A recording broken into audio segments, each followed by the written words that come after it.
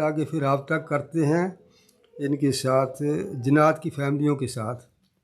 ان کا پھر معاہدہ ہوتا ہے، پھر وہ ان سے کام لیتے ہیں۔ حمزاد کسی پہ جادوگر بھیجتا ہے، زیادہ تر وہ جو قرآن و سنت کے مطابق عمل کرتے ہیں نا، عمل ہیں قرآن و سنت کے عمل، یہ جادوگر حمزاد کو اس پہ مسلط کرتا ہے۔ اور حمزاد میں اتنی طاقت ہے،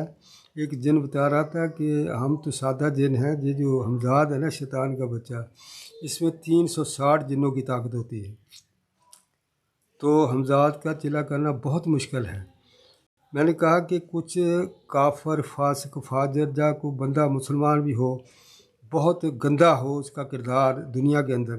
اس کا حمزاد بھی جو جادوگر طاق میں رہتے ہیں، پھر اس کی قبر پہ جا کے نا جی کچھ پڑھتے ہیں، تو اس حمزاد کے ساتھ پھر ان کا معاہدہ ہوتا ہے۔ معاہدہ میں نے بتا دیا ہے کہ یہ گندے جو جادوگر ہیں، لیکن جو شرکیہ کلمات کے ذریعے دم کرتے ہیں، ان کے ساتھ جو حمزاد کام کرتے ہیں نا، وہ ان کا ایک ہی مطالبہ ہوتا ہے کہ آپ نے شرک کرنا ہے، کیونکہ اس کے علاوہ وہ اس کے ساتھ کام نہیں کرتے۔ وہ کہتے ہیں کہ نمازیں پڑھو، روزے رکھو، حج کرو، عمرے کرو، جو مرضی کرو، لیکن شرک کا ارتکاب کریں گے تو پھر آپ کے ساتھ کام کریں گے، ویسے نہیں یہ کرتے۔ تو یہ مطلب ان کی یہ شرط ہے۔ اور اس کے علاوہ یہ تو ہے نا یا علی مدد یا غوث پاک مدد والے، یہ دیوبندی جو ہے اہل حدیث، ان کے ساتھ بھی یہ بھی دیکھو نا، یا تو بندہ پورا وہ قرآن و سنت کا عمل ہو اور اس میں پوری شرائط ہوں اور سنت پہ عمل کرنے والا ہو، وہ تو قرآن پڑھے گا، اس سے تو جنات حاضر ہوں گے، نکل بھی جائیں گے۔ اگر وہ قرآن و سنت کا عمل نہیں ہے، قرآن و سنت پہ عمل نہیں کرتا، تو پھر وہ اس کا کلام اثر نہیں کرے گا۔ پھر ایک اہل حدیث عالم تھا، اس نے مجھے بتایا کہ میں دینی معاملات میں کمزور ہوں، تو میں نے پھر حمزاد کا چلا بھی کیا ہوا، اگر آپ چاہتے ہیں نا میرے پاس مریض بھیجیں، میں حمزاد کے ذریعے۔ میں نے کہا حمزاد کی شرط کیا ہے؟ اس نے کہا کہ صرف بے وضو ہو کے نماز پڑھنی ہے، اس کی شرط ہے، جا پھر نماز چھوڑ دے، کیونکہ اگر وہ 1 مہینے کے لیے نماز چھوڑ دے نا، تو پھر وہ جو جنات خود اس سے رابطہ کر لیتے ہیں، بھی ہم جو بھی آپ کام کہیں گے ہم کریں گے۔ تو وہ عالم بتا رہا تھا، کہنے کا ہے وہ عالم، وہ کہتا ہے کہ میری والدہ نے مجھے منع کیا تھا کہ یہ چلا نہ کرو، لیکن میں قرآن و سنت سے کرتا تھا، وہ جن حاضری نہیں ہوتا، کوئی نکلتا ہی نہیں، کیونکہ یہ علماء جو ہیں، مفتی ہیں، زیادہ یہ مسجد کا چندہ کھاتے ہیں، جب حرام مال کھایا تو پھر کیا اب اس کے جنات تھوڑی نکلیں گے، کیونکہ اس کی تو شرائط ہیں، بڑی سخت شرائط ہیں، قرآن و سنت کے عمل کی بڑی سخت شرائط ہے۔ دیکھو نا، ان کی جو شرکیہ کلمات کے ذریعے کرتے ہیں، ان کی تو ایک ہی شرط ہے کہ آپ نے شرک کرنا ہے۔ اگر وہ شرک، جن کے پاس جو جاتے ہیں، وہ بھی ان کے بھی اعمال برباد ہو گئے، کیوں اللہ تعالیٰ نے قرآن پاک میں ارشاد فرمایا، اے میرے حبیب آپ کی طرف وحی کی جاتی ہے اور تمام پیغمبروں کی طرف بھی وحی کی گئی ہے، اگر تم شرک ہو گئے تمہارے مال برباد ہو جائیں گے۔ تو اس واسطے نا یہ جتنے بھی حمزاد کے ذریعے، حمزاد کا چلا میں نے کہا بہت مشکل ہے، میرا بڑے جادوگروں سے واسطہ پڑا ہے۔ اب اس وقت بھی 5-6 جادوگر ہیں جنہوں نے مجھ پہ حمزاد کو چھوڑا ہوا ہے، تو لیکن الحمدللہ میں کوشش کرتا ہوں صبح سے لے کے شام تک نبی علیہ السلام کی کہ سنت پہ عمل کیا جائے، اللہ کے احکامات کی پیروی کی جائے، اور جن لوگوں کاموں سے اللہ نے روکا ہے ان سے اپنے آپ کو روکا جائے۔ تو اس واسطے نا جی حمزاد جو ہے جی قبرستان سے جی پکڑ دیں، 2 طرح کے جادوگر ہیں، ایک تو جادوگر ہیں جو گندے کام کرتے ہیں،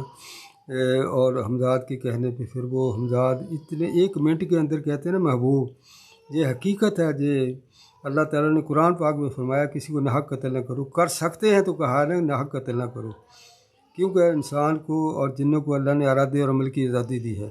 اور ان کو رستے بتائے ہیں 2، کفر کا بھی شکر کا بھی، اور ان کو بتایا جی جنت کا راستہ ہے، جی دوزخ کا۔ انسان کو، جنوں کو اللہ نے خود مختار بنایا ہے،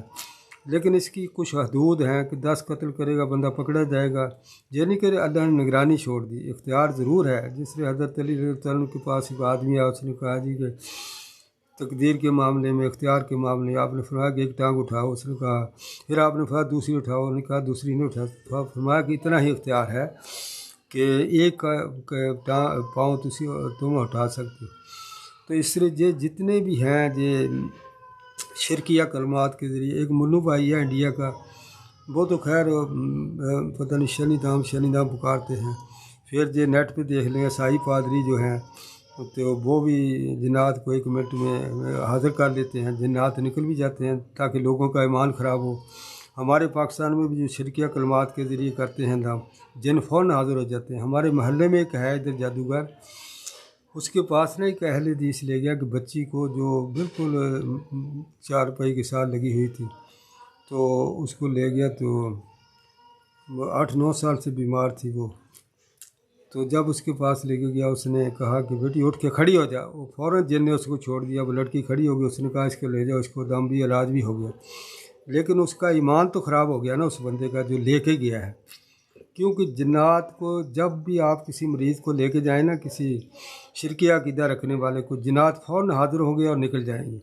لیکن ایمان کے بدلے شفا، ایمان ختم، ایمان نہیں ہے،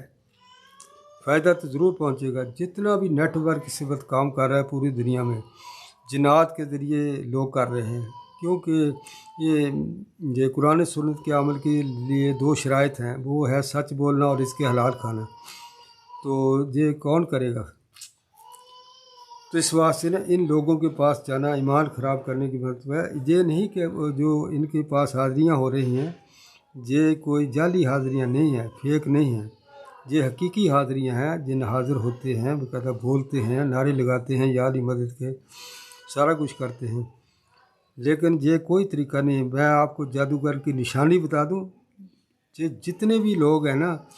قرآن نہیں پڑھتے اور منہ میں کچھ پڑھتے ہیں، جہاں کو غیر اللہ کو پکارتے ہیں، تو یہ جادوگر کی نشانی پہ قرآن نہیں پڑھے گا، کیونکہ قرآن تو تب پڑھے گا اگر قرآن پہ عمل کرے گا، قرآن پہ تو عمل کرتا نہیں ہے وہ، تو اس واسطے نا اللہ تعالیٰ نے قرآن پاک میں ایک باقاعدہ آیت ہے، اللہ فرماتا ہے کہ اے جنوں اور انسانوں کی جماعت، تم نے ایک دوسرے سے بہت فائدے حاصل کیے۔ یہ جن اور انسان کہیں گے یا اللہ ہم نے ایک دوسرے سے فائدے حاصل کیے، پھر اللہ فرماتا ہے کہ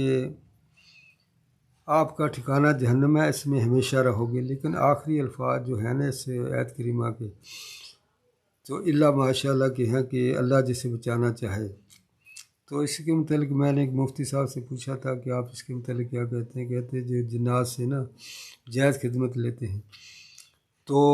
باقی آخر میں حدیث شریف آپ کو بیان کر دیتا ہوں۔ اللہ کے نبی نے فرمایا، صحابہ کرام نے پوچھا یا رسول اللہ ہم جاہلیت کے دور میں ہم دم وغیرہ کرتے تھے، کرواتے تھے، تو آپ نے فرمایا اپنے دم پیش کرو، تو آپ صلی اللہ علیہ وسلم نے فرمایا کہ جس دم میں شرکیہ کلمات نہیں ہیں، شرک نہیں ہے، وہ ہر دم جائز ہے۔ تو غیر اللہ کو پکارنا یہ بھی شرک ہے، اور غیر اللہ کی قسم کھانا وہ بھی حرام ہے، غیر اللہ کو پکارنا یہ بھی حرام ہے، غیر اللہ سے مدد مانگنا بھی حرام ہے، غیر اللہ کی قسم کھانا بھی حرام ہے۔ یہ قرآن پاک کے فیصلے ہیں، یہ حدیث نہیں ہے۔ تو اللہ تبارک تعالیٰ ہدایت نصیب فرمائے، اللہ تعالیٰ قرآن پاک کو سمجھنے اور اس پہ عمل کرنے کی توفیق عطا فرمائے، اور تمام لوگوں سے یہ درخواست ہے کہ آپ بے شک مشکل میں ہوں تو آپ ایسے عمل کے پاس جائیں جو قرآن سنت کے مطابق دم کرتا ہے، اپنے ایمان کو بچائیں، ان لوگوں سے بچائیں جو شرکیہ کلمات کے ذریعے دم کرتے ہیں۔ سبحان ربک رب العزت عما یصفون وسلام علی المرسلین والحمد للہ رب العالمین۔